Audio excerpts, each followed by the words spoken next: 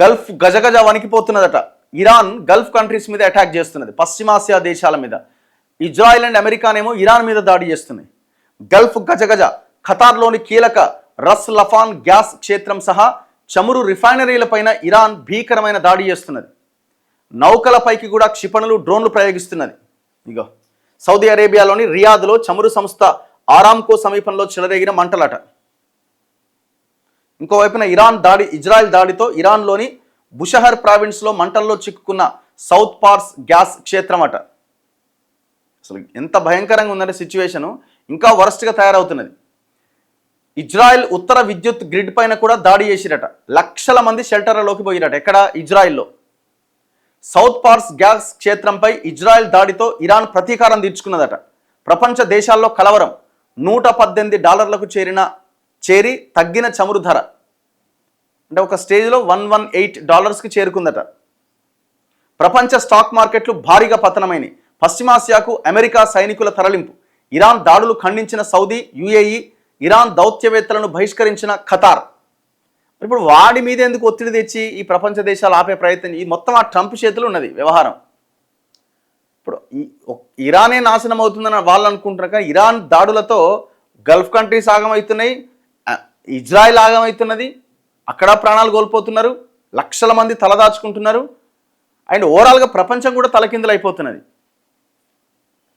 పశ్చిమాసియా యుద్ధం పతాక స్థాయికి చేరుకున్నది. గల్ఫ్లోని చమురు, గ్యాస్ క్షేత్రాలపైన గురువారం ఇరాన్ చేసిన భీకర దాడులు కల్లోలం రేపినాయి. పలు రిఫైనరీలు మంటల్లో చిక్కున్నాయి. నౌకలపైన ఇరాన్ దాడులతో విరుచుకుపడింది. ఇజ్రాయెల్ పైన వరుస దాడులు చేసింది. అత్యంత కీలకమైన చమురు వ్యవస్థలపైన దాడులతో ప్రపంచ దేశాల్లో కల్లోలం రేగింది. బ్యారెల్ ముడి చమురు ధర ఒక దశలో $118కు చేరుకున్నది. స్టాక్ మార్కెట్లు భారీగా పతనమైనవి. ఒక్క రోజులోనే భారతదేశంలో 12,87,000 కోట్ల సంపద ఆవిరైందట. ఓన్లీ ఇన్ ఇండియా స్టాక్ మార్కెట్లో పెట్టుబడులు పెట్టిన వాళ్ళలో 13,000 కోట్ల సంపద ఆవిరైపోయింది. మరోవైపు పశ్చిమాసియాకు వేల మంది సైనికులను పంపాలని అమెరికా నిర్ణయించినట్లు వచ్చిన వార్తలు మరింత కలవరం రేపినాయి. భూతల పోరు మొదలైతే యుద్ధం ఎంతకాలం కొనసాగుతుందో అనే ఆందోళన పెరుగుతోంది. ఇప్పటికే అంతర్జాతీయంగా చమురు సరఫరాకు అంతరాయం కలుగుతోంది.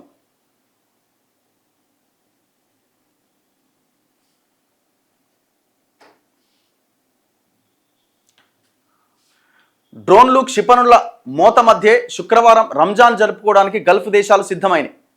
యుద్ధం ప్రారంభమయ్యాక తొలిసారి ఉత్తర ఇరాన్ పైన ఇజ్రాయెల్ దాడులకు దిగింది. కాస్పియన్ సముద్రంలోని నౌకలు, పోర్ట్, కమాండ్ కేంద్రంపై దాడి చేశామని ఆ ప్రభుత్వం చెప్తున్నది. సో ఇట్లా అతి భయంకరమైన అటాక్స్ జరుగుతున్నాయి. సౌత్ పార్స్ పై దాడితో ఇరాన్లో 80% విద్యుత్ ఉత్పత్తి సహజ వాయువు ద్వారానే జరుగుతుందట. దీంతో పాటు ఇళ్లలో వంటలకు దీన్నే వినియోగిస్తున్నారట. పర్షియన్ గల్ఫ్లో ఖతార్తో కలిసి నిర్మించిన ప్రపంచంలోనే అతిపెద్ద ఈ సౌత్ పార్స్ గ్యాస్ క్షేత్రం నుంచి ఈ గ్యాస్ సరఫరా అవుతుందట. దీనిపైన ఇజ్రాయెల్ బుధవారం దాడి చేయడంతో భారీ నష్టం జరిగిందట. ఇదే మరింత చిచ్చుబెట్టింది.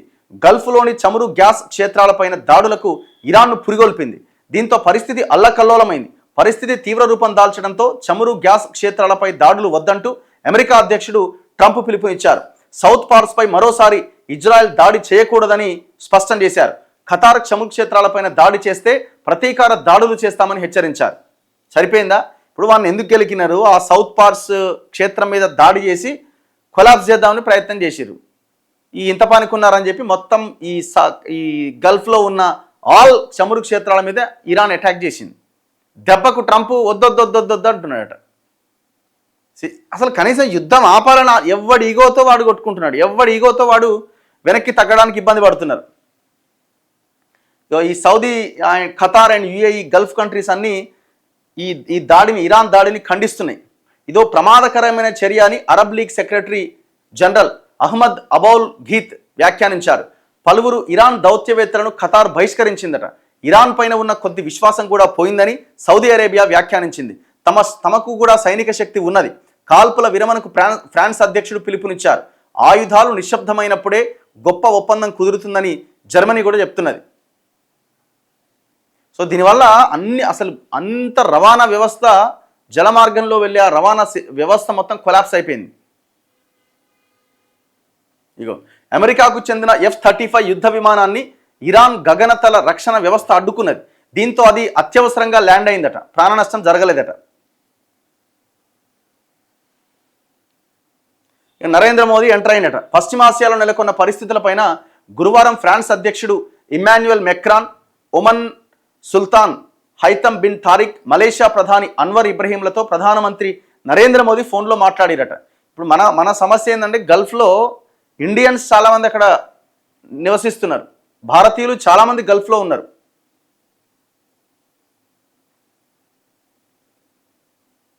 ఇగో ఇజ్రాయెల్తో కలిసి ఇరాన్ మీద భీకర యుద్ధం చేస్తున్న అమెరికా భారీగా ఖర్చు పెడుతున్నదట. ఇప్పటికే వేల కోట్ల విలువైన ఆయుధాలు వాడింది. రాబోయే రోజుల్లో దీన్ని కొనసాగించేందుకు $200 బిలియన్ పైగా నిధులు ఇవ్వాలని అమెరికా కాంగ్రెస్ను పెంటగాన్ కోరిందట. అమెరికాలో డ్రోన్లు కలకలం సృష్టించాయి. వాషింగ్టన్లోని ఫోర్ట్ మెక్నాయర్ అనే సైనిక స్థావరంపై గుర్తు తెలియని డ్రోన్లు అధికారులు గుర్తించారు. ఇక్కడే అమెరికా విదేశాంగ మంత్రి మార్కో రూబియో, రక్షణ మంత్రి నివాసాలు ఉండడం తీవ్ర కలవరపాటుకు గురి చేసిందట. సో అక్కడ దాకా వచ్చినట్టున్న ఇరాన్ డ్రోన్లు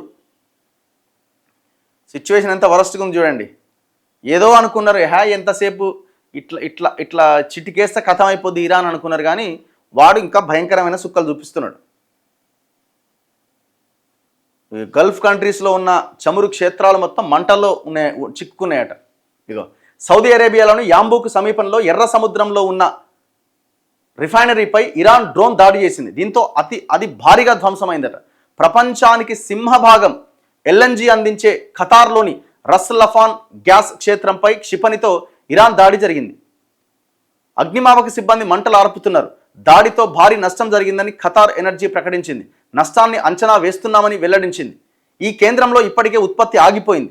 విధ్వంసం కారణంగా యుద్ధం ఆగిపోయినా ఇప్పటికిప్పుడు గ్యాస్ను సరఫరా చేయలేమని ఖతార్ ఎనర్జీ తెలిపింది.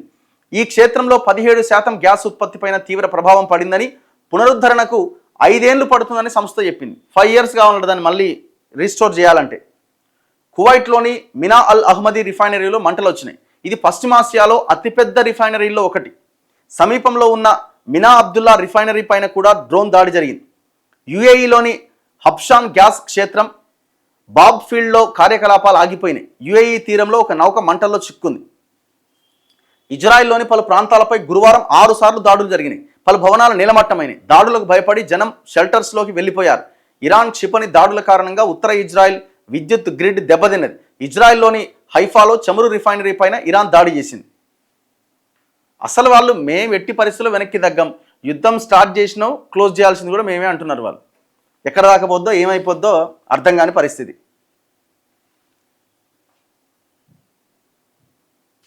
చలో నెక్స్ట్. ఇగో ఉత్తర కొరియా అధ్యక్ష ఎన్నికల్లో కిమ్ క్లీన్ స్వీప్ చేసి పడేసిండట. ఒకటే దెబ్బ. ఎన్నికల్లో 99.93% ఓట్లతో గెలిచిండట. ఇంకా 0.07% వ్యతిరేకత ఉంటే ఏం చేస్తున్నావు, అణచేసేయి అని ఆయనకాయన అద్దంలో చూసుకుంటే ఆయన ఆత్మన లేకపోతే ఆయన ప్రతిబింబమో చెప్తున్నది అనమాట. ఎవడాడు నీకు వ్యతిరేకంగా ఓటేసింది, ఆ 0.07% ఎవడో వేసిపడేయని.